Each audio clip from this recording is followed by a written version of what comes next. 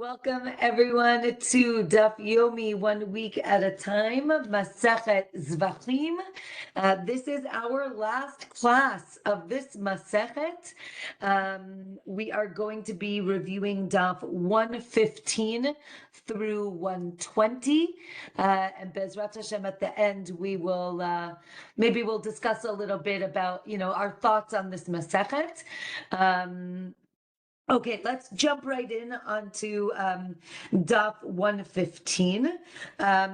It speaks about the asham, right? Again, if you remember the asham, that is a guilt offering.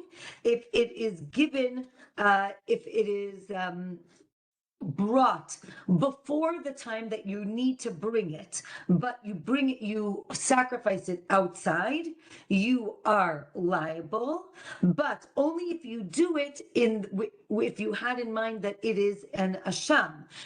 If you did it what's called lo lishma, meaning not with intent that it is an asham, then you are not liable. Again, if you remember, our discussion right now is discussing when there is a prohibition to offer a sacrifice outside of the Beit HaMikdash, outside of the temple. Okay, so now the Gemara is going to talk about the concept. In Hebrew, it's called mechusar zman, meaning not in the right time. Now, it could be, what does this mean, not in the right time? So there's different options. One option is that it's the owner is not obligated to bring this sacrifice yet, or it could be that the animal is not ready to be sacrificed, meaning it's too young and it is not a viable sacrifice. So for both of these, you are not liable if you sacrifice this animal outside of the Beit HaMikdash, whether it's an olah, a burnt offering, or a chatat, a sin offering. Now, this didn't mention the asham, and that's what we were talking about. So it seems that if you did it lo lishma, meaning not in the name of asham, you would be liable, or no, you're exempt for the chatat and the asham. If you remember, a long time ago when we started this masechet, we spoke about the different sacrifices, and we said that the asham is very similar to the chatat. Again, the sin offering and the guilt offering, they are very similar, and therefore maybe the laws of sacrificing them outside of the Beit HaMikdash would be similar as well. Okay, then the Gemara speaks about certain ashams, right? Certain guilt offerings that if you slaughtered them lo lishma, again, not for an asham, it would still be valid, but it doesn't count for the owner, meaning the owner would still have to bring a different sacrifice. But if you shechted it too early for the owner, that would be invalid. Again, depending if you did it in the name of an asham or not. Another case is if you set aside two ashams, meaning two guilt offerings, one as a backup for the other.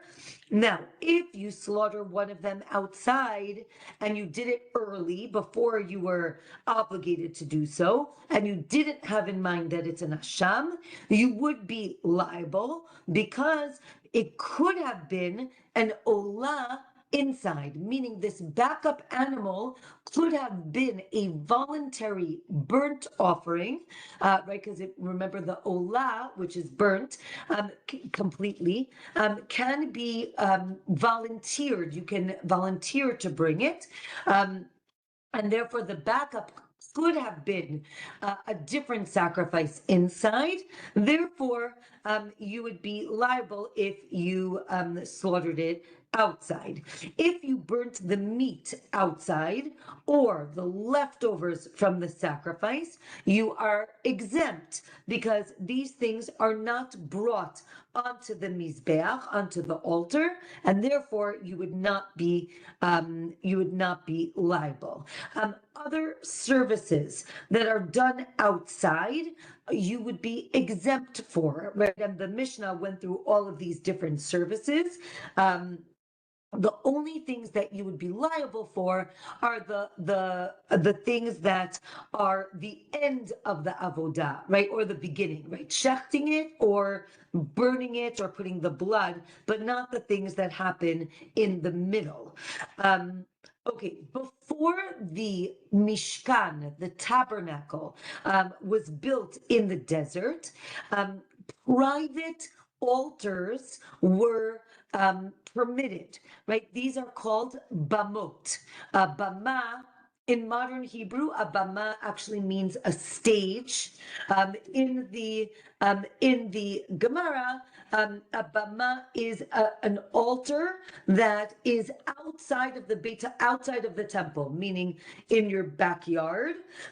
We're going to discuss in a few minutes. There are two different types of these bamot, and we'll talk about that in a minute.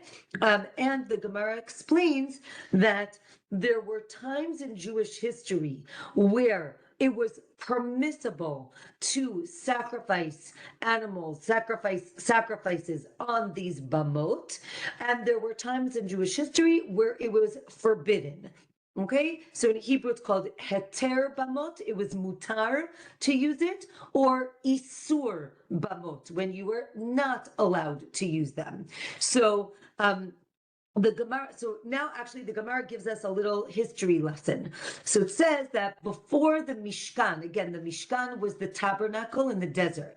Before the Mishkan was built, so these bamot are permitted, and the service was done by the firstborn, right? So we know that later on, the Gemara will explain it in a minute. Later on, it was the Kohanim who took over, but originally it was supposed to be the firstborn, the Bechor, the firstborn of every household was going to serve in the temple. And then this stopped after Har Sinai, after Mount Sinai, or till the Mishkan was built, right? The Mishkan was built in the second year of the desert. Now, in the desert, they brought olot, right, which are the burnt offerings, and there's a machloket if these olot, the way the regular olah is brought, is that it is skinned and then it is cut up into pieces. So this is called in Hebrew hefshet and nituach. And there's a machloket if this had to be done in the desert as well, or only later on. Okay, then the Gemara continues that in this time they brought all types of animals in the desert, and only later on, right, Moshe tells the Kohanim, right, the priests, to stay away from the mountain, from Har Sinai, to prepare for the service. So that could be that the Kohanim took over at Har Sinai, or maybe he was only speaking about the firstborn and not the Kohanim. Okay. And then the Gemara talks about the death of Nadav and Avihu. Nadav and Avihu are the children of Aharon who are killed because of, and we'll say the simple reading is that they brought fire into the Mishkan when they weren't supposed to, and right, Aaron, we know we've discussed before that he was quiet when he realized that his children, right, basically sanctified God's name, even in their death, and And from here, right, it says that Vayidom Aharon, he's quiet, he doesn't say anything. And the Gemara says we learn from here that, as it says, right, there is a time to be quiet and a time to speak. Okay, now, there's a machloket, since we're talking about getting laws at Har Sinai, there's a machloket if they received the general laws, but at Har Sinai, but the details were given later on in the Ohel Moed, in the tabernacle, or maybe they got both the general and the specific, the details. Okay, and we said that all types of animals were valid for sacrifices, even wild animals, as long as they were kosher animals, they were able to be brought. This is learned from Noach on Daf 116. It talks about the animals that Noach brought onto the ark, and also that he brought as a sacrifice. As long as they weren't missing limbs, even if they had small blemishes, it was okay. And only kosher animals, but not non-kosher animals. The Gemara says, how would Noach know which one was a kosher animal and which one wasn't, right? The Torah wasn't given yet.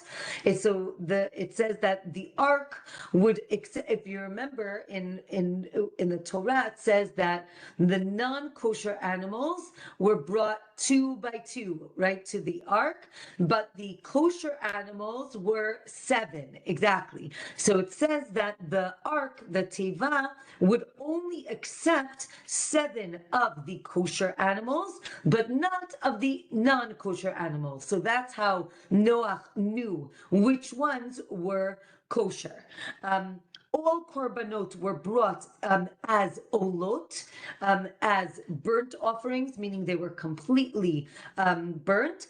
Or another opinion is they could also be brought as shlamim, or, right, the children of Noach couldn't bring shlamim, and can only bring an olah. The Gemara says we learn this from Hevel. If you remember Cain and Hevel, right? The children of Adam and Chava, they bring sacrifices, and it says that Hevel brings the fat of the animal. So if he's bringing just the fat, it must be that it was a shlamim.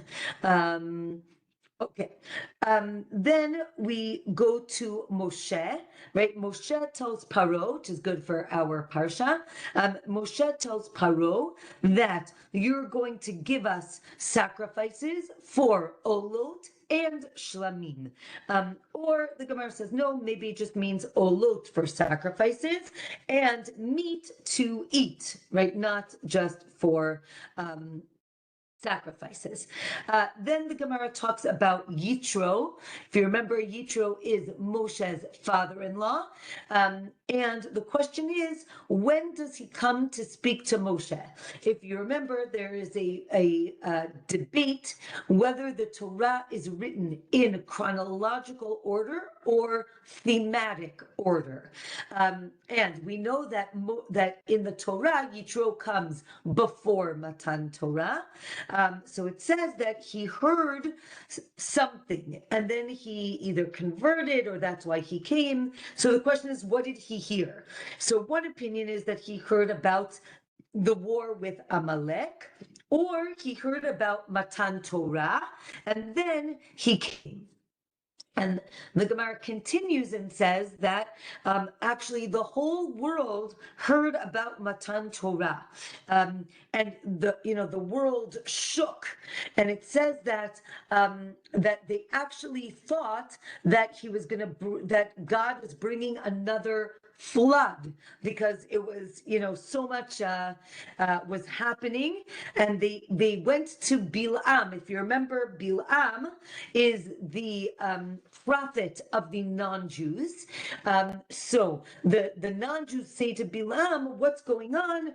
God is going to destroy us. And he says, no, God is giving his children a gift that he saved for them for the past 974 generations. So we see that they did hear about the giving of the Torah. Another opinion is that he hears about Kriyat Yamsuf, right? The splitting of the Red Sea. Again, everybody heard about this. We know from Rachav, right? Rachav was the prostitute that is in the story of Yehoshua, right? She's in Yericho, in Jericho, and she says, right, I heard about, right, she says that I was 10, this is the Gemara saying that she told the spies that come to Yericho that she was 10 years old when the Jews left Egypt, and she was a prostitute for the last 40 years that they were in the desert. And she ends up converting and doing tshuva.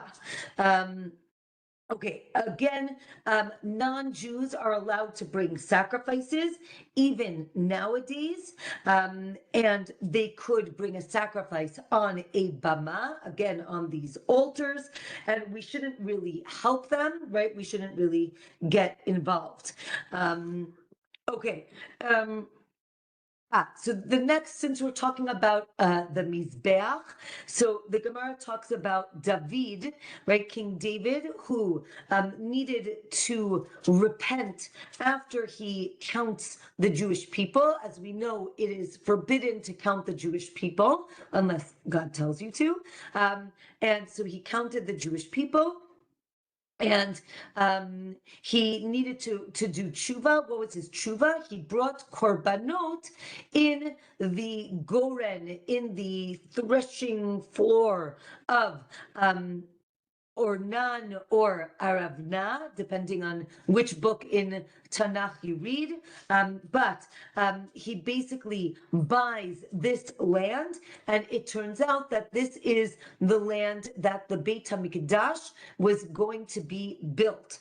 And it says that he bought it for 50 shekel, but it also says that he bought it for 600. So how could it be 50 and 600? So it says that it was 50 shekel per tribe. So 50 times 12 gives you 600. Okay. One second. Okay.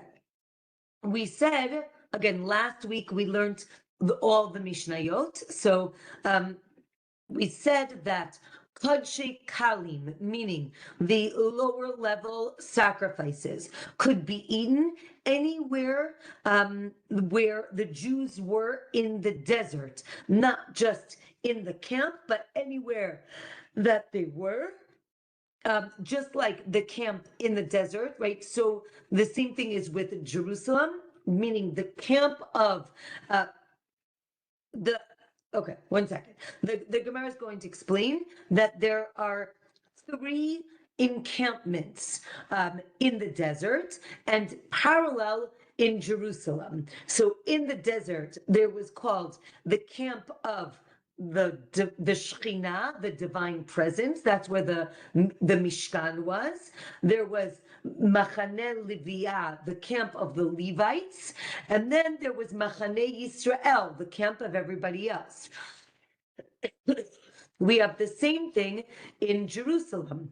The Beit HaMikdash, the temple, is the camp of the Shekhinah.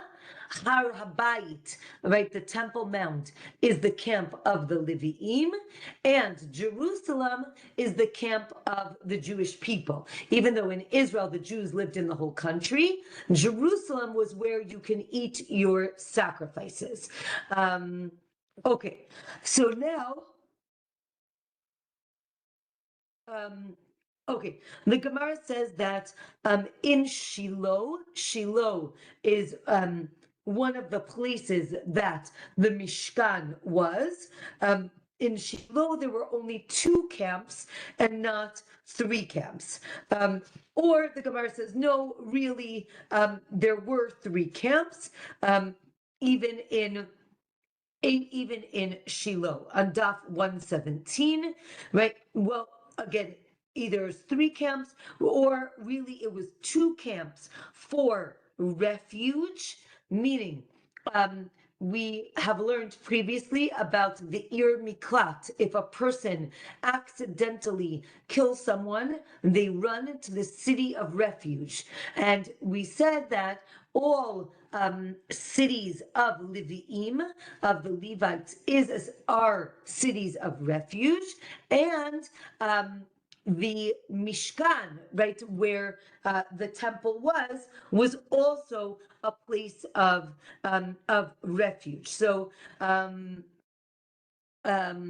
in Shiloh, again, if they went to Shiloh, you had to go to the actual Mishkan in order to be safe.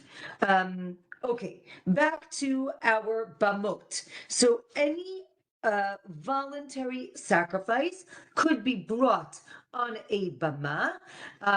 Obligations could not be brought on a bama, and one opinion is that mincha, the grain offering, and the korbanot for the nazir could be brought on the bama, or no, the only sacrifices that you could bring on the bama are olot and shlamim.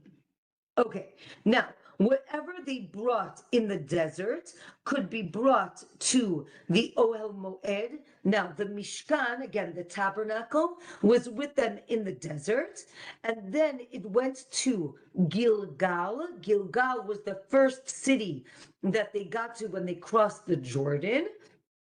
And then we'll pause. Okay, so any sacrifice that they brought in the desert could be brought in Gilgal, and in this time the bamot were permitted.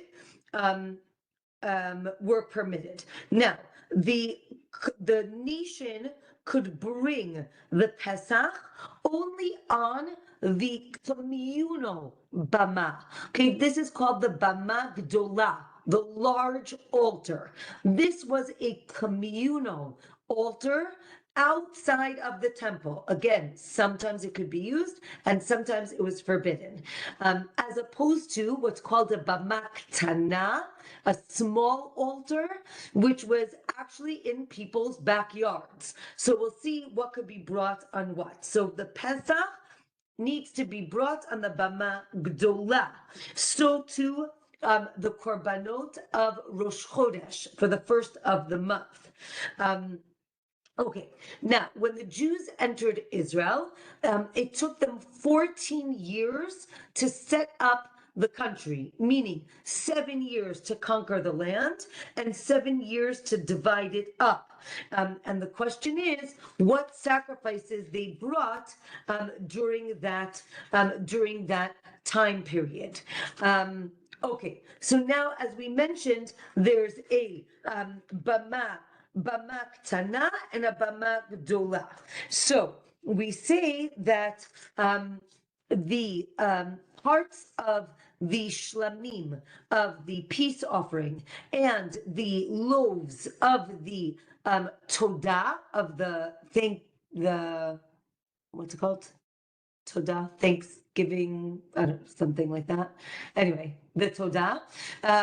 So those can be brought on a bama gdolah, but not on a bama ktana. Or maybe the machloket is about olah and shlamim of the nazir, but everybody agrees that you cannot bring a chatat or a sham. Meaning the question is, which sacrifices were allowed to? Oh yeah, Thanksgiving offering. Okay. Okay, great. The verse says that an individual cannot bring obligations, but the community can bring obligations, again, on sacrifices that are obligatory on the bama gdolah. Okay, Daf 118.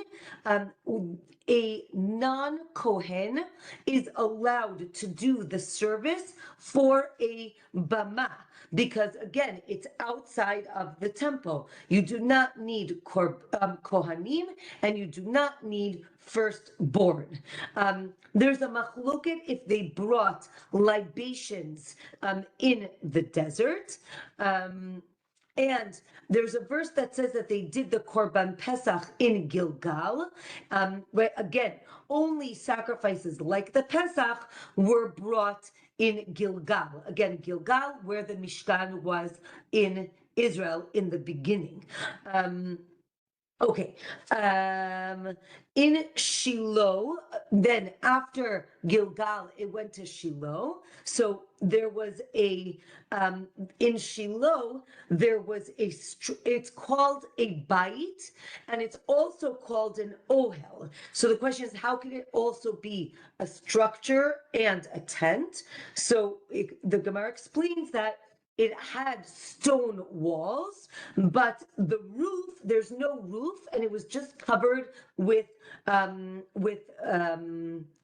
yiriot, with tapestries that were on skins were placed on the roof. Those of you, if you live in Israel or if you come and visit Israel, I definitely suggest going to Shiloh. It's amazing. You can see the site of where the Mishkan was, and I think they have a whole video. It's very cool. Okay, what was unique about Shiloh? There was the idea for Shiloh is that it was a little bit lower and there were mountains all around, and any place that you could sit and see Shiloh, you could eat the meat of your sacrifice, of Kodshe Kalim, of the lower level of sacrifices. But to slaughter and burn the sacrifices, you had to do it in Shiloh. Shiloh is in Yosef's Nachala, in his portion. It talks about that, right? The blessing that Yosef gets is that his eyes didn't give in to desire. Therefore, because it was about sight, therefore, wherever you can see Shiloh, you could eat the meat. The Gemara talks about the Shekhinah, the divine presence, rested in 3 places: Shiloh, Nov and Givon, which is seen as one place. That's where the Mishkan was afterwards. And then Yerushalayim. All these places were in Binyamin's portion. Now, wait a minute. Shiloh is in Ephraim. Ephraim is Yosef, not Binyamin. So what's going on? The Gemara says, no, there was a strip of like Binyamin that went into Yosef. Basically, I should have brought you a map, but right, Jerusalem and down is Yehuda, Jerusalem and up is Binyamin, and then comes Ephraim, and then comes Menashe. So that's Yosef, right? Ephraim and Menashe. Shiloh is actually in Ephraim, but the Gemara says, well, really that area where Shiloh was is actually Binyamin, right? Because we know that God says he's going to rest his presence in the area of Binyamin. Okay, so now, sorry, the Gemara talks about the progression of the Mishkan, right? So we say the Mishkan was in the desert for 39 years. Because as we know, it's built after the first year, meaning the beginning of the second year. So 39 years in the desert. It was in Gilgal for 14 years of the conquering and the division of the land. Nov and Givon, it was there for 57 years. And in Shiloh, it was there for 369 years. And then the Gemara goes through how we know all of these dates, right? We know that Moshe built the Mishkan after the first year of the desert. And we said 7 years of conquering Israel, 7 years of dividing the land. We learn it from Caleb, actually. Caleb says that he's 85 years old. And he's now 85 years old at the end, and he crossed the Jordan when he was 78. So therefore, we see that there were 7 years of conquering. Okay, then when Eli died, he was the Kohen in Shiloh. That was the end of Shiloh. And when Shmuel died, that was the destruction of Nov, and it moved to Givon. So we have 20 years plus 33 years when David was king in Jerusalem, plus 4 more years, gives you 57 years. Daf 119, the Torah speaks about where God is going to rest, and it says, El hamenucha ve'el hanachala, right, to the place where it will rest, and the place where it will be inherited, like nachala, like a portion. So one opinion is the menucha, it rested in Shiloh, which was when bamot were permitted, and then it finally, right, its final resting place, the portion, the inheritance, is Yerushalayim. Okay, another opinion is that menucha is Jerusalem, because one could see menucha as final resting. Nachala is Shiloh. Now, either the verse speaks chronologically, which makes sense, Shiloh, then Yerushalayim, or it's saying, right, you didn't get to the level of Jerusalem, and you haven't even reached the level of Shiloh. So both of those are ideas in terms of which one is which. Now, why would they be called? Or another opinion is Menucha and Nachala are both Shiloh or both Yerushalayim. Why would they both be Shiloh? Because it rested, right? The Mishkan rested there after they conquered Israel. And it was the Nachala because that's where they split up the Nachalot, right? All the portions to each tribe. It was split up in Shiloh in the Mishkan. Or it's talking about Yerushalayim, right? It's the Nachala, it's the inheritance, because that's where it's going to be forever.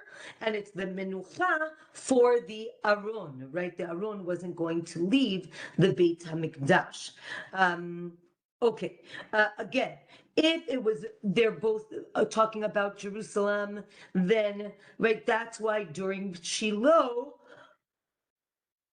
you could use the bamot, and that's why Manoach is the father of Shimshon, right? And he sacrificed an animal on a bama, right, on a private altar. So that makes sense because Manoach lives in the time of the Shoftim, which is before the Mishkan is, right, when the Mishkan is still in Shiloh, before it gets to Jerusalem, and that's why he was able to sacrifice on a bama.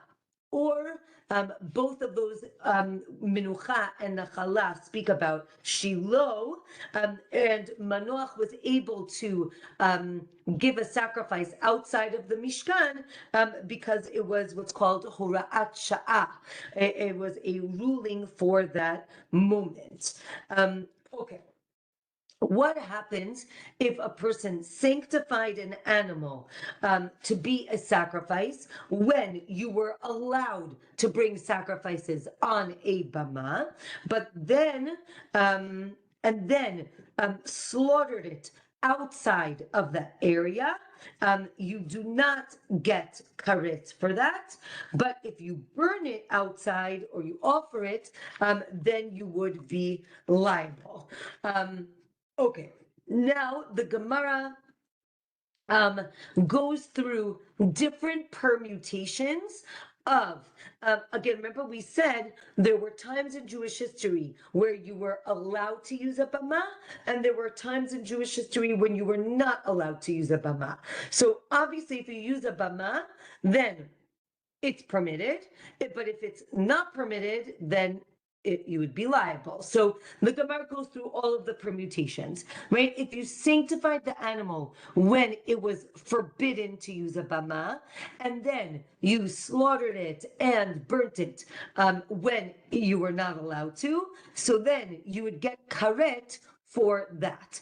If you sanctified it when it was okay to use bamot, but then shechted it or burnt it when it was not okay, so there is a violation, you're liable, but not for karet. If you sanctified it when it was forbidden, but offered it when it was permitted, so there is a positive commandment that you have transgressed, but otherwise you're fine. And if you sanctified it when it was permitted and you slaughtered it when it was permitted, then obviously you would be fine. Okay, let's talk about a bama ktana versus a bama gdola.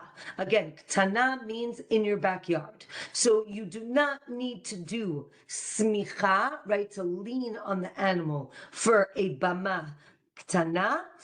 You do not need to slaughter it in the north because there's no courtyard.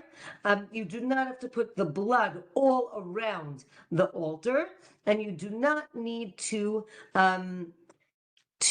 waive this certain sacrifices. All of these in the verse, it says lifnei Hashem, when you're before God. That is only in the temple and not with a bama. Rabbi Yehuda says you could not bring a mincha, you could not bring a grain offering on a bama, or maybe you could bring a grain offering. Okay, again, back to bamot. You do not need a kohen. You do not need him to be wearing the clothing of the kohen. You don't need the kli sharet, the sanctified vessels. And you don't need to wash your hands and your feet. Now, if you sanctified the animal for a bama ktana, but then you put it on the bama gdola. Now, the bama gdola is because it's a communal altar. It has a higher level. So then you do need the demarcation line around the mizbech, around the altar.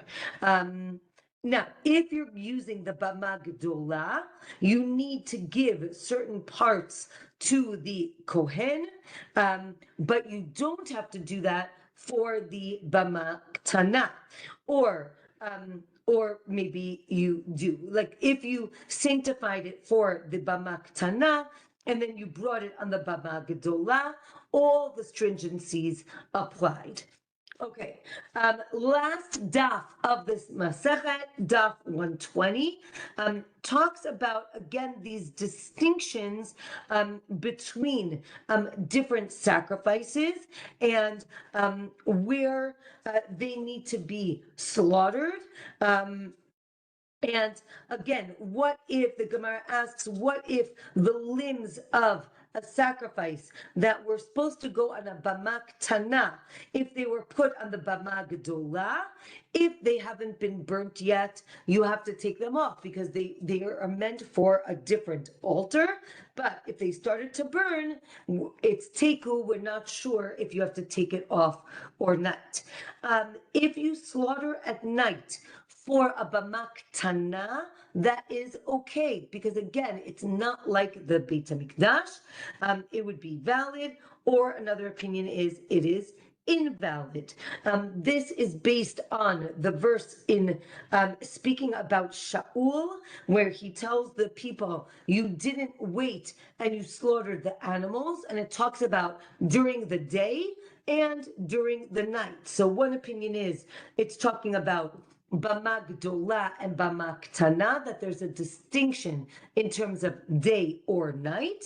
Another opinion is that's not what it's talking about. It's talking about sacrifices versus regular slaughtering to eat the meat.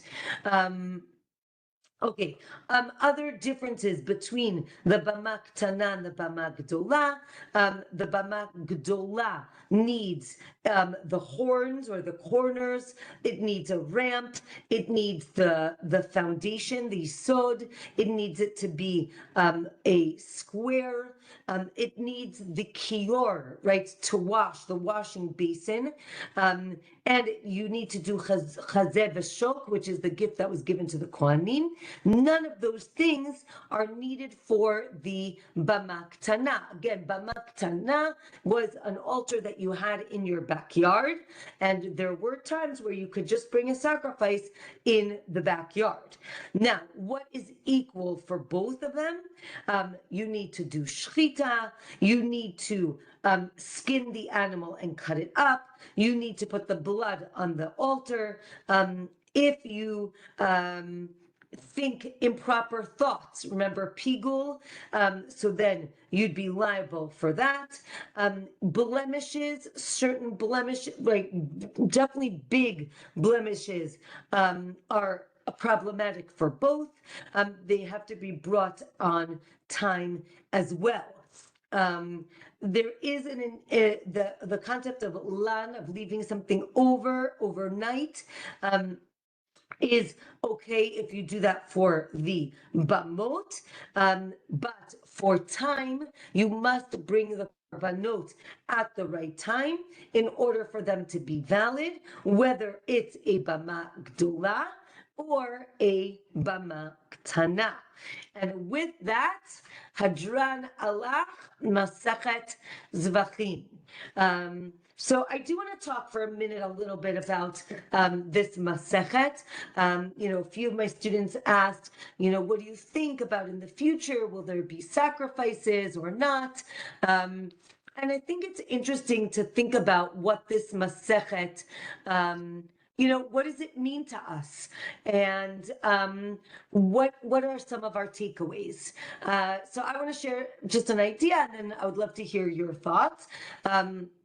But I think it's very interesting to live in a reality where the service to God is very physical, right? We are used to our service of God as being very, again, spiritual, verbal, right? We have tefillot, our prayers, right? It's things that we do with our mouths, with our words. Now we also do mitzvot, but I think this Masechet really showed a very different type of worshiping God.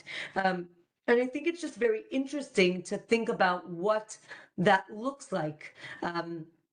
Definitely in a modern world. I'll just share that Rav Kook wrote that I don't know if you know, but Rav Kook was a vegetarian, except for Shabbat, I think. And he said that that in the third Beit HaMikdash, there will be sacrifices, but they will be grain sacrifices, korban mincha, and not animal sacrifices, right? There's something very, I think, idolatrous about all the blood and the animals. Again, is it something that was just because that was done in the time, or is it something that has spiritual significance even nowadays? And I think it's interesting to think about what that means. So I would love to hear your thoughts. We have a few minutes. So if you want to talk about either a takeaway, something that you learned or you're taking from this Masechet. Okay. Yeah. I think that the sacrificial systems was a bridge between, and you just alluded to it also. It was a bridge. They were sacrificing children. For heaven's sakes, at least they got away from that and they went to animals. Okay, and now we've supposedly taken a step up. It becomes more spiritual. So I like the fact that it'll only be grain. And I'd never We heard that don't before. know. That's one opinion. We really don't I know. don't care. It's good. It's better than nothing. Okay. Okay. Excellent. Other I want thoughts? I wanted to comment on the fact that we went through the whole issue of pigul, where what our thoughts are during doing this physical activity of bringing the sacrifice. Our thoughts are very important, and so that's still spiritual. So again, so it's not completely physical. For sure. For sure. Right? The Navi talks about, right, the Jewish people at the end, right before the Beit HaMikdash was destroyed. The Navi says, right, God doesn't want your sacrifices because you're bringing sacrifices and then you go home and all you do is sin, right? So I think it's interesting to think about the role of sacrifices, but sacrifice, right? Meaning the idea is it's meant to be a manifestation of something that's happening on the inside, right? It's an expression of the things that we are feeling, right? It's not just about the physicality, right? And that's exactly what you were saying, right? We need intention. We need, right? There's so much that goes beyond the physical, but it is interesting that it is the physical. So it's fascinating. I think it's so cool. And what you said before about the fact that we're accustomed to everything being spiritual with our words and our prayers, all the prayers are what the sacrifices were. In other words, they represent those sacrifices, equally, equivalently. Exactly. But then we talk about that in the third Beit HaMikdash, it's going to be a house of sacrifice and tefillah, right? Beit Tefillati. It's going to have both tefillah and physical worship. Again, in terms of sacrifice. Yeah, because in the Nevi'im, it goes on and on about how God doesn't want your sacrifices anymore. He wants the contrite heart. So we're actually, moving. We're moving to a higher spirituality, I thought. Exactly. So I'm glad you said that there's going to be tefillim with the grain offering. Exactly. Yes. Ilanit. Yeah, so much. You just opened up so much, right? So we can't, we can't go. We've been here before in class, but anyway, Ezekiel was very clear about things we can expect, from actual decorations to dimensions to everything, and it did include that the Nazi at the time, or whatever, was going to be bringing communal bowls and various things. So all of that we'll find out. The only thing I cringe at is if we were to think that what Hashem has mandated is somehow gross, ugly, horrible, like we're just too hoity-toity for that. Like somehow we have to understand that we don't understand. And to have joy in that the carbonot were the drawing near. He said this will be a house of prayer. It was a restaurant. It was where you came when you had purified yourself and could eat with God. He had provided all the food and made it all symbolic, very symbolic. And then you would come and enjoy this amazing feast. And it was not ugly. It was not cruel. Basically, if you feel that way, you're free to, and then just don't go have lunch at the temple until maybe you've worked that out. But I would not be at all offended to find out that we've learned all of these laws, because they really are going to be in effect, just like it says so. And that, again, the last point on that, again, being that because his Torah is so beautiful, so living, so glorious, and he said, he gave us all these things to say, this is how you will serve me. I will know that you love me because you will do these things just as I asked you to do them. So that is, we will put aside any disdain. And when the prophet said, Hashem is he just doesn't even want you to participate because look at your dirty heart and your dirty thoughts. It was like, he didn't say he doesn't want you to participate in doing these things. He said, until you can make your heart ready and pure to understand the beauty of what you're doing, which is as what you all talked about, the repentance, then don't draw near. Do not come forward and participate because your heart is unclean about it. So I think the good news we all have talked about is this will all be made clear as we get close, and we're all going to love what it turns out to be that we're going to do. We're going to love it. We're going to agree to it, and it's going to be unifying. Bezrat Hashem, Bezrat Hashem. And I think that, I think this brings us closer to, to the Beit HaMikdash and closer to good things. But yes, I was also thinking, I think it's a very powerful, again, image, but again, for some Western sensitivities, it's hard. But we talked about, like I said, in the next Masechet, there's no blood. We're not talking about animals, but when we did talk about the blood being put on the Mizbeach, we talk about it being dam hanefesh, right? And thinking about what does sacrifice mean, right? Sacrifice means I did something wrong, and instead of being punished,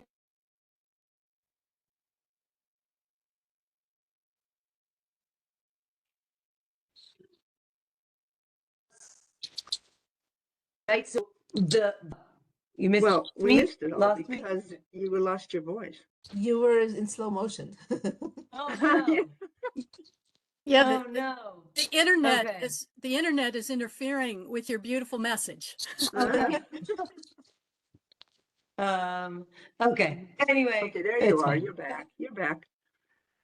Um, Okay. Hey, isn't there a group of rabbis right now that are practicing? I can't remember what they're called, but there's a group of people in Israel that keeps track of how to do it, all of the sacrifice to this day. It's a small group of people. It's not a big, fancy, flashy place, but they study. They keep studying how to do it.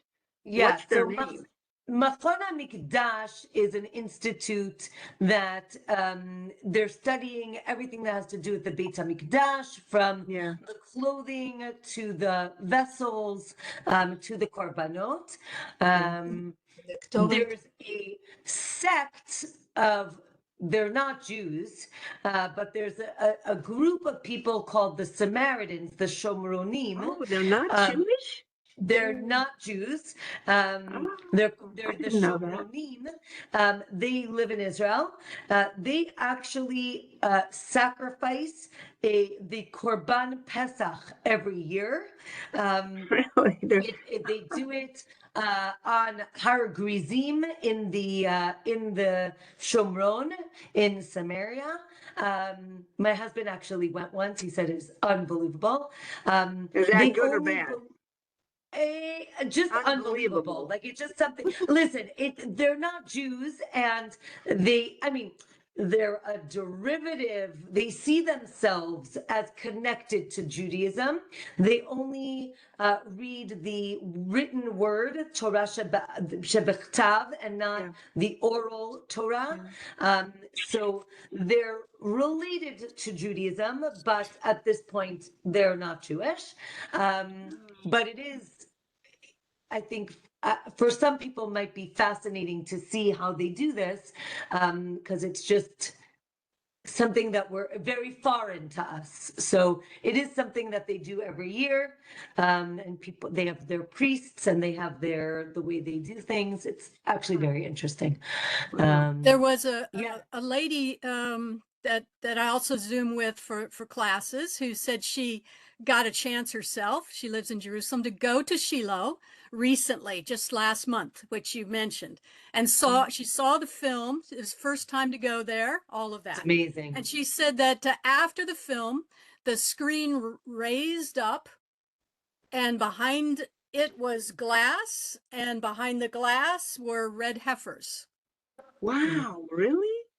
Yeah. Cool. Interesting. Yes, And they so- say there are some red heifers. We're Yes. getting ready. We're getting ready. It's Yes. definitely. Yes, well, I've been watching the development of that herd for many years, and it's all very real. But this was the first time that I ever heard that they had shown them to the public, because they've been in a kind of in a secret place as they need to be.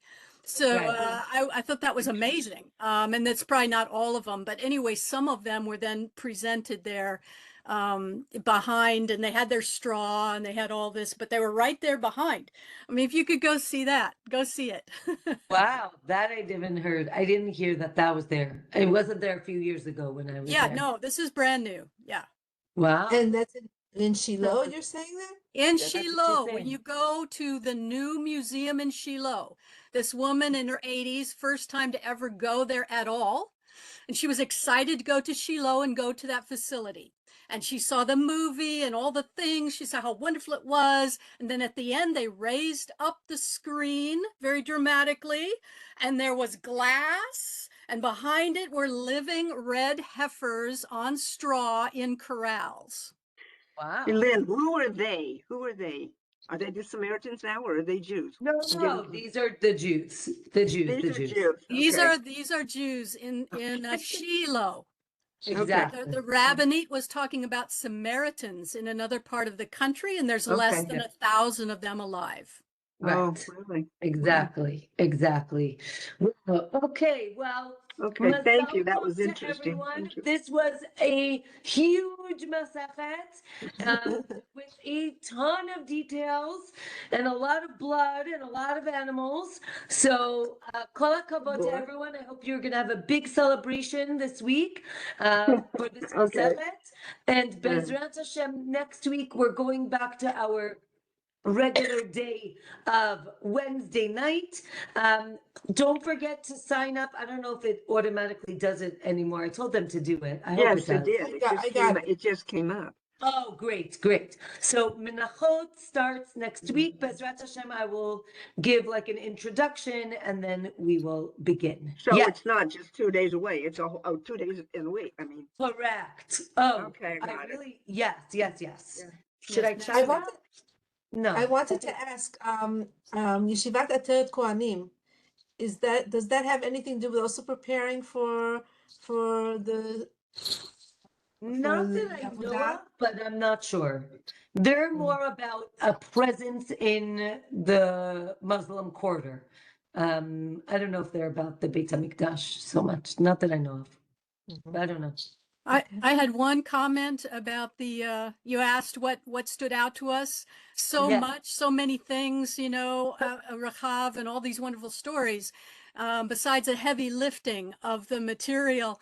But the ending, I just had to, like today, I just had to, did we lose a last page, a couple of dafim? I mean, who ends like that? It just cut off in a just, I don't Yeah. know. Have we lost portions of this Masechet? No, No. so we haven't lost. There was a lot of talking about entering the land and the Beit HaMikdash and the Mishkan in the page before. There were a lot of like discussions about where the Mishkan was and the years that were, where it was, and more like Jewish history. So that was the story part of the ending. But you are correct that generally a Masechet ends with a little bit more of a uplifting story, and here it was very technical. I think it just goes Anticlimactic. what? Anticlimactic. I think it's just typical of this Masechet. This Masechet was filled with details, and I think it was going to end on details. The truth is that the next Masechet, which is also very long, will ends with more Agadata and more like other things. So we'll see. It's going to be great. One small quickie. I Looking see forward. all of the sacrifices lined up in a column. I see when you're liable. I see when you're not liable. And I can almost see a chart that should have been, I could draw out. I'm so That's what the glad. whole thing was about. I'm so happy. That's exactly what you should be seeing, right? An organized idea of Yeah. different animals, different sacrifices, Yeah. when, who, how. Yeah. But that was the goal. And where they got sacrificed. Exactly. And thank you very Amazing. much, honey. Thanks. Good night. Amazing. Have a great week. Shavua Tov to everyone. And Bezrat Hashem, see you next week for Masechet Menachot. So Okay. thank you. Shavua And Zohar, tov. I'll see you on Thank Wednesday. Bye-bye. Bye.